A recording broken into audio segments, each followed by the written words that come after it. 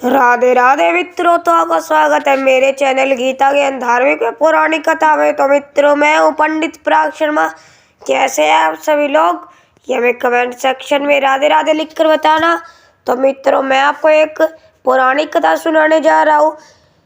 ये महाभारत से रिलेटेड है। जो हमारे चैनल पर नए हैं वो हमारे चैनल को सब्सक्राइब करके बेल आइकन को प्रेस कर दीजिए। इस कथा का नाम है दुरात्मा कीचक। तो चलिए शुरू करते हैं अपनी कथा। द्रौपदी के साथ पांडव वनवास के अंतिम वर्ष अज्ञातवास के समय में वेश तथा नाम बदलकर राजा विराट के यहाँ रहते थे।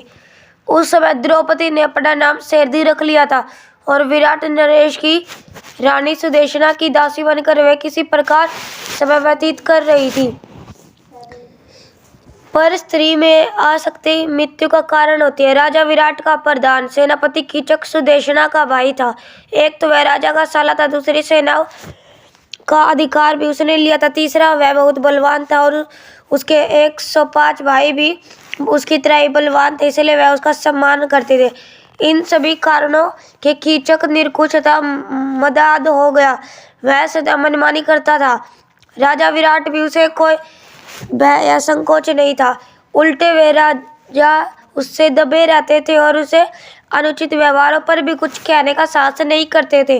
दुरात्मा कीचक अपनी बहन रानी सुदेशना के भवन में एक बार किसी कार्यवश गया।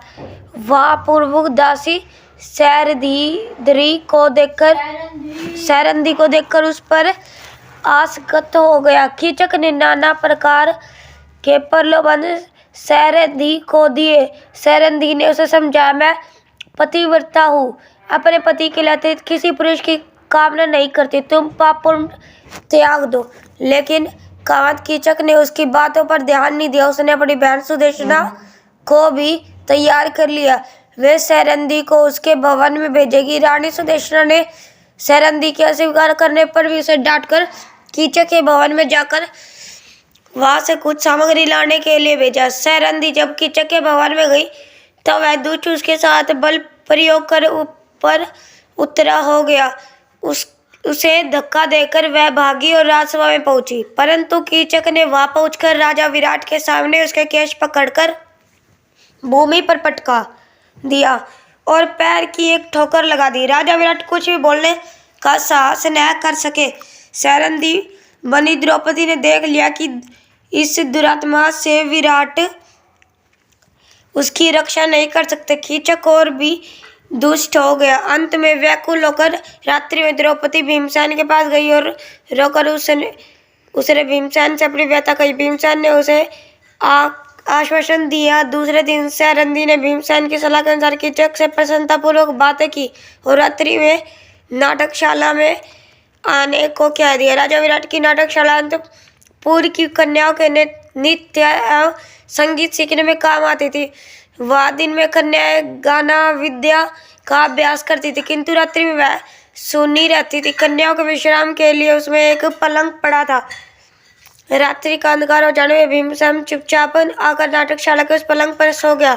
कामत कीचक सज धज कर आया और अंधेरे में पलंग पर बैठकर भीमसेन को सर्दी समझकर उसके ऊपर उसने हाथ रखा। उछलकर भीमसेन ने उसे नीचे पटक दिया और वह दुरात्मा की छाती पर चढ़ बैठे। कीचक बहुत बलवान था। भीमसेन से वह भिड़ गया। दोनों में मल्लयुद्ध होने लगा, किंतु भीमसेन ने उसे शीघ्र ही पछाड़ दिया और उसका गला घोंटकर उसे मार डाला। फिर उसका मस्तक तथा हाथ पैर इतने जोर से दबा दिया सब धड़ के भीतर घुस गया। कीचक का शरीर एक डरावना लोग ठंडा बन गया। प्रातःकाल सैरंधी ने ही लोगों को दिखाया कि उसका अपमान करने वाला कीचक किस दुर्दशा को प्राप्त हुआ।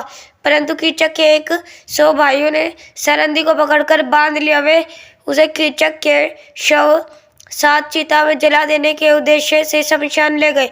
सैरंधी गर्दन करने जा रही थी। उसका विलाप सुनकर भीमसेन नगर का परकोटा कूदकर शमशान पहुंचे। उन्होंने एक वृक्ष उखाड़कर कंधे पर रख लिया और उसी से कीचक के सभी भाइयों को ये लोग भेज दिया। सैरंधी के बंधन उन्होंने काट दिए। अपनी काम में आसक्ति के कारण दुरात्मा कीचक मारे गए और पापी भाइयों का पक्ष लेने के कारण उसके 100 भाइयों की भी मृत्यु हो गई। तो मित्रों, कैसी लगी आपको आज की कथा? कमेंट सेक्शन में बताना और जो जो हमारे चैनल पे नए नए हैं वो हमारे चैनल को सब्सक्राइब कर बेल आइकन को ऑल कर दीजिए, जिससे सभी नोटिफिकेशन आपको मिलते रहेंगे। तो मिलते हैं अगली वीडियो में, तब तक के लिए राधे राधे मित्रों।